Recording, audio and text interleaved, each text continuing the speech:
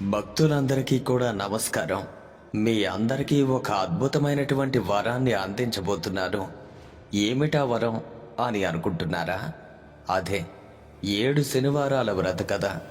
ఈ కథను విన్నవారికి, చదివిన వారికి, చెప్పిన వారికి, అలాగే వినిపించిన వారికి జన్మజన్మల పాపాలు తొలగుతాయి, కోటి జన్మల పుణ్యం లభిస్తుంది. ఈ 7 వారాల వ్రత కథను భక్తి శ్రద్ధలతో చివరి వరకు వినండి. ఓం నమో వెంకటేశాయ. కథను ప్రారంభిద్దాం. కలియుగం ఆరంభమైంది. నైమిషారణ్యంలో మహర్షులందరూ సమావేశమయ్యారు. వారి మనసుల్లో ఒకే ఒక్క ఆలోచన: ఈ కలిదోషాన్ని ఏ విధంగా నివారించాలి, ఒక సత్రయాగం చేద్దాం అని నిర్ణయించారు. కానీ ఒక ప్రశ్న మిగిలింది: ఈ యజ్ఞఫలాన్ని ఎవరికి అర్పించాలి? అప్పుడు లేచాడు భృగు మహర్షి. ఆయన మహా తపస్వి.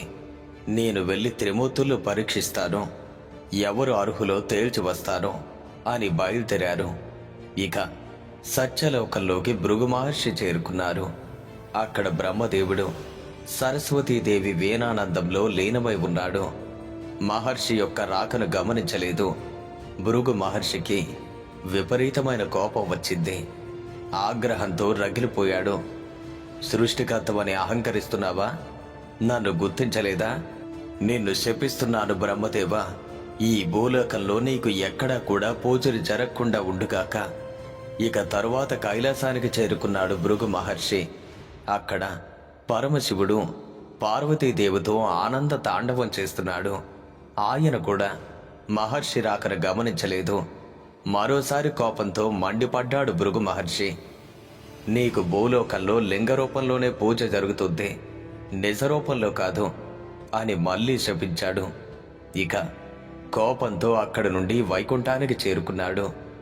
వైకుంఠానికి చేరుకున్నటువంటి భృగు మహర్షి అక్కడ శ్రీ మహావిష్ణువు శేష పాన్పు పైన పడుకొని లక్ష్మీదేవి పాదసేవ చేస్తుండగా మాట్లాడుతున్నాడు. భృగువు యొక్క రాకను విష్ణుమూర్తి గమనించలేదు. ఈసారి భృగు మహర్షి తన సహనాన్ని కోల్పోయాడు. నేరుగా వెళ్ళి ఆ విష్ణుమూర్తి యొక్క వక్షస్థలం పైన గట్టిగా తన్నాడు. ఆ క్షణంలో ఒక్కసారిగా 14 లోకాలు కంపించాయి. కానీ అప్పుడే అద్భుతం జరిగింది. శ్రీ మహావిష్ణువు రవ్వంత కూడా కోపగించలేదు. పరమ శాంతంతో లేచి భృగు మహర్షికి నమస్కరించాడు. మునీంద్ర, మీ రాకతో వైకుంఠం పావనమైంది. మీ రాకను నేను గమనించలేదు, నన్ను క్షమించండి అంటూ స్వయంగా భృగువు యొక్క పాదాలు ఒత్తసాగారు.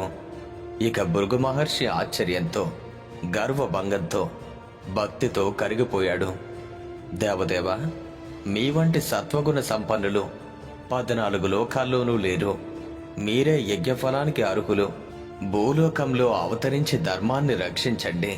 కానీ అప్పుడే ఒక సమస్య వచ్చింది. లక్ష్మీదేవికి కోపం వచ్చింది. ఎందుకంటే శ్రీహరి యొక్క వక్షస్థలమే నా నివాసం. దాన్ని ఒక ముని తన్నాడు. నా భర్త కోపగించకపోగా ఆయనకు మర్యాదలు చేశాడు. అలా అలిగి భూలోకానికి వెళ్ళిపోయింది లక్ష్మీదేవి. ఇక లక్ష్మి లేని వైకుంఠం కళా విహీనమైపోయింది. ఆమెను వెతుక్కుంటూ విష్ణుమూర్తి స్వయంగా భూలోకానికి బయలుదేరాడు. అదే సమయంలో భూదేవి వచ్చింది. దేవా, కలియుగంలో పాపం విపరీతంగా పెరిగిపోయింది. ఈ భారాన్ని మొయ్యలేకపోతున్నారు, నన్ను కాపాడండి అంతే. శ్రీ మహావిష్ణువు శ్రీనివాసుడు అనే పేరుతో భూలోకానికి దిగివచ్చాడు. శేషాద్రి కొండల్లో ఓ పుట్టలో నివాసం ఏర్పరచుకున్నాడు. ఇక అదే సమయంలో ఆకాశరాజు అనే మహారాజు సంతానం లేక పుత్రకామేష్టి చెయ్యబోతూ భూమిని దున్నిస్తుండగా ఒక బంగారు పెట్టె బయటపడింది. దాన్ని తెరిచి చూస్తే మహాలక్ష్మి కలతో ఒక దివ్యమైన బాలిక. ఆకాశరాజు ఎంతగానో సంతోషించాడు. ఆ బాలికకు పద్మావతి అనే నామకరణం చేసి అల్లారు ముద్దుగా పెంచాడు. యుక్త వయసు వచ్చిన పద్మావతి ఒకరోజు శ్రీనివాసును చూసి మోహించింది. ఆకాశరాజు శ్రీనివాసుని యొక్క తేజస్సును చూసి ఈయనే శ్రీ మహావిష్ణువు అని గ్రహించి పద్మావతీదేవిని ఇచ్చి వివాహం చేశాడు. శ్రీనివాసుడు వెంకటేశ్వరుడు అనే నామంతో తిరుమల శిఖరాలపైన కలియుగాంతం వరకు నివసించాలని నిర్ణయించుకున్నారు. తొండమాన్ చక్రవర్తి అనే రాజు ఆ స్వామికి అద్భుతమైన ఆలయాన్ని నిర్మించాడు. ఇక అప్పటి నుండి నేటి వరకు శ్రీ వెంకటేశ్వరుడు భక్తులకు ఓ కల్పవృక్షంలా కొలువై ఉన్నారు. సౌనకాది మునులు సూతుణ్ణి అడిగారు, శ్రీనివాసుని అనుగ్రహం పొందిన భక్తుల కథను కూడా మాకు చెప్పండి అని. ఇక సూత మహర్షి ఈ విధంగా చెప్పసాగాడు. తిరుపతికి సమీపంలో ఒక చిన్న పల్లె ఉంది. అక్కడ భీముడు అనే కుమ్మరివాడు ఉండేవాడు. అతను చాలా పేదవాడు, కానీ భక్తిలో అపార ధనవంతుడు. ఉదయం నుండి సాయంత్రం వరకు కొండలు చేస్తూనే వెంకటేశ వెంకటేశ అని నామస్మరణ చేస్తూ ఉండేవాడు. ఆలయానికి వెళ్ళే సమయం లేదు. పూజకు కనీసం పుష్పాలు కొనే డబ్బు కూడా లేదు. అందుకు ఏం చేశాడంటే తన పనిచేసే చోట స్వామివారి ప్రతిమను పెట్టుకున్నాడు. చేతికి అంటిన మట్టిని దానితోనే పువ్వుగా చేసి భక్తితో ఆ స్వామికి సమర్పించేవాడు. ఆ విధంగా ఆ గుమ్మరివాడు శ్రీ వెంకటేశ్వరుడికి నిత్య పూజ చేసేవాడు. అదే సమయంలో తొండమాన్ చక్రవర్తి ప్రతిరోజు వెంకటాచలానికి వెళ్ళి బంగారు పువ్వులతో స్వామివారిని అర్చించేవారు. కానీ కొంతకాలానికి అతనిలోని అహంకారం బాగా పెరిగింది. నాలా బంగారు పువ్వులతో పూజించేవారు ఎవరైనా ఉన్నారా అని ఎంతగానో గర్వపడేవాడు. ఒకరోజు ఒక ఆశ్చర్యకరమైన విషయం జరిగింది. తాను ఉంచినటువంటి బంగారు పుష్పాల స్థానంలో కొన్ని మట్టి పువ్వులు కనిపించాయి. ఎవరిలా మార్చారో, అచ్చుకులేమైనా దొంగిలించారా అని కాపలాగా భటులు ఉంచాడు. కానీ ఎన్ని రకాలుగా ప్రయత్నించినా ప్రతిరోజు అదే జరుగుతూ ఉంటే స్వామివారి వద్ద నేను పెట్టినటువంటి నా బంగారు పుష్పాలు మాయమయ్యి ఈ మట్టి ముద్దలు ఎలా వస్తున్నాయి? అతనికి ఏమీ అర్థం కాలేదు. ఆశ్చర్యపడ్డాడు, అలాగే కలవరపడ్డాడు. చింతాక్రాంతుడైనటువంటి ఆ మహారాజుకు స్వామివారు కలలో కనిపించారు. రాజా, సమీప గ్రామంలో భీముడు అనే కుమ్మరు ఉన్నాడు. అతడు మట్టి పువ్వులతో నన్ను పూజిస్తాడు. అతని భక్తి ముందు నీ బంగారు పువ్వులు నిలవలేక అదృశ్యమవుతున్నాయి. భక్తిలో అతను నిన్ను మించినవాడు. ఇక రాజుకు అంతా అర్థమైంది. స్వామివారికి నమస్కరించాడు. మరుసటి రోజు రాజు ఆ పల్లెకు వెళ్ళాడు. అక్కడ చూశాడు, భీముడు ఆ సారి తిప్పుతూ చేతికి అంటినటువంటి ఆ మట్టిని పువ్వుగా చేసి కన్నీటితో స్వామికి సమర్పిస్తున్నాడు. తొండమాన్ చక్రవర్తి అతని దగ్గరికి వెళ్ళి, ఓ ఈ కుమ్మరి, మట్టి పువ్వులతో స్వామివారిని ఎందుకు పూజిస్తున్నావు అని అడిగాడు. భీముడు వినయంగా చెప్పాడు, మహారాజా, నేను చదువురాని మూర్ఖుణ్ణి. పూజా విధానం తెలీదు, పువ్వులు కొనే స్తోమత లేదు. కానీ స్వామివారిని ప్రేమించే హృదయం ఉంది. అందుకే ఈ మట్టి పువ్వులే నా బంగారు పుష్పాలు. ఇవి నా భక్తి సమర్పణ. ఇక రాజు కళ్ళల్లో కన్నీళ్లు. తన అహంకారం తనకు తెలిసొచ్చింది. భీముడికి నమస్కరించి తన రాజ్యానికి తిరిగి వెళ్ళాడు. అలా అన్ని వేళలు కూడా స్వామివారిని పూజించినటువంటి ఆ భీముడు కొంతకాలానికి సశరీరంగా వైకుంఠానికి వెళ్ళాడు. స్వామి తొండమానుడికి కలలో కనిపించి చెప్పారు, ఇకపైన నా ఉదయ ప్రసాదం మట్టి పాత్రలోనే నివేదించాలి అని. ఇక ఆనాటి నుండి నేటి వరకు ఓడు అనే ప్రసాదం మట్టి కుండలోనే నివేదన చేస్తారు. ఈ కథను మొత్తం విన్నటువంటి సౌనకాది మునులు మరో కథను తెలుపమని కోరారు. సూతుడు ఇలా చెప్పసాగాడు. కాంచీపురంలో దేవదత్తుడు అనే బ్రాహ్మణుడు, అతని భార్య మాలిని నివసించేవారు. వేద పండితుడు, ధర్మపరాయణుడు, వెంకటేశ్వర భక్తుడు. ఒకరోజు వారింటికి కాశీయాత్ర చేసినటువంటి ఒక బ్రాహ్మణోత్తముడు అతిథిగా వచ్చాడు. భోజనానంతరం ఆ బ్రాహ్మణుడు దేవదత్తుని యొక్క జాతకాన్ని చూసి దిగ్భ్రాంతి చెందాడు. దేవదత్త, నీ జాతకంలో శనిదోషం ఉంది, అపమృత్యు యోగం కనిపిస్తుంది.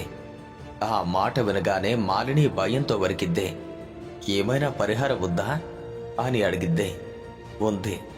సప్త శనివారం వ్రతం చేయండి, స్వామివారిని భక్తితో ఆరాధించండి, అలాగే శనీశ్వరుణ్ణి కూడా. ఇక ఆ శనివారమే బ్రాహ్మీ ముహూర్తంలో నిద్రలేచారు. ఈశాన్య భాగంలో పూజాపీఠం ఏర్పాటు చేశారు. స్వామి యొక్క చిత్రపటాన్ని ప్రతిష్ఠించారు. నైవేద్యంగా కొబ్బరికాయలు, అరటిపళ్ళు, నల్ల రుద్రాక్షలు, 7 చిమ్మిలి ఉండలు భక్తి శ్రద్ధలతో పూజ చేసి బ్రాహ్మణుడికి భోజనం పెట్టి తరువాత తాము భోజనం చేశారు. ఇలా వరుసగా 7 శనివారాలు వ్రతం చేశారు. ఇక 7వ నాటి శనివారం రాత్రి స్వామివారు మాలినికి స్వప్నంలో సాక్షాత్కరించారు. పరమ సాధ్వి, నీ భక్తికి చాలా సంతోషించారు. నీ భర్తకు శనిదోషం తొలగిపోయింది, అపమృత్యు భయం కూడా పోయింది. రాబోయే జన్మలోని ఆయుర్దాయాన్ని ఈ జన్మకు తెచ్చాను.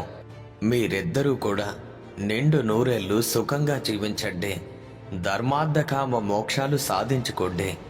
ఇక మెలకు వచ్చినటువంటి మాలిని తన భర్తకు స్వప్నంలో జరిగిందంతా చెప్పిద్ది. ఇద్దరూ ఆనంద బాష్పాలతో స్వామివారిని స్తుతించారు. శుభ ముహూర్తాన తిరుమలకు వెళ్ళి మొక్కులు తీర్చుకుని అన్న సంతర్పణ చేశారు. జీవితాంతం స్వామివారిని సేవిస్తూ చివరికి శ్రీ వెంకటేశ్వరుని సాన్నిధ్యాన్ని పొందారు.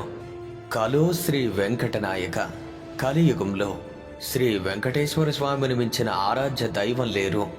అయితే ఒకవేళ ఎవరైనా ఈ సప్త శనివారాల వ్రతం చేస్తే శని దోషాలు తొలగుతాయి, అపమృత్యు భయం తొలగుతుంది, సంతాన ప్రాప్తి కలుగుతుంది, ఆయురారోగ్యాలు లభిస్తాయి, సకల శుభాలు కలుగుతాయి, స్వామివారి అనుగ్రహం తప్పక లభిస్తుంది. ఓం నమో వెంకటేశాయ. ఈ కథను చదివినా, విన్నా, చెప్పినా సరే వినిపించిన వారికి కూడా ఆ 7 కొండలవాడి అనుగ్రహం తప్పక లభిస్తుంది అని సూతుడు సౌనకాది మునులకు ఈ విధంగా ఈ కథను వివరించారు. విన్నారు కదా మిత్రులారా, ఇది సప్త శనివారాల వ్రత కథ. ఈ కథను విన్నవారికి, వేరొకరికి వినిపించిన వారికి, అలాగే భక్తి శ్రద్ధలతో ఈ కథను చదివిన వారికి తప్పకుండా ఆ 7 కొండలవాడి యొక్క అనుగ్రహం లభిస్తుంది. వ్రతాలలో ఈ సప్త శనివారాల వ్రతం ఎంతో అమూల్యమైనది, అలాగే పవిత్రమైనది కూడా.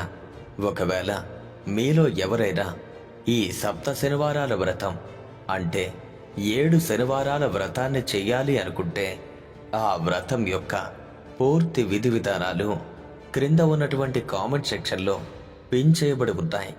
అక్కడికి వెళ్ళి మీకు కావలసినటువంటి ఆ వివరాలన్నింటినీ గమనించి విధి విధానంగా ఆ వ్రతాన్ని ఆచరించి స్వామివారి యొక్క అనుగ్రహానికి పాత్రులవుతారు. ఈ వీడియోను చూస్తున్న మీ అందరికీ కూడా ఓ చిన్న విన్నపం.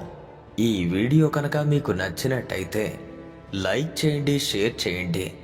ఇలాంటి మరిన్ని ఆధ్యాత్మికపరమైన వీడియోల కోసం ఇప్పుడే మన ఛానల్ను సబ్స్క్రైబ్ చేసుకోండి. అఖిలాండ కోటి బ్రహ్మాండ నాయక, సూర్యకోటి సమప్రభ వెంకటేశ్వర ఆ స్వామి యొక్క అనుగ్రహం మీ అందరిపైన ఉండాలని మనస్ఫూర్తిగా వేడుకుంటూ సర్వే జనా సుఖినో భవంతు.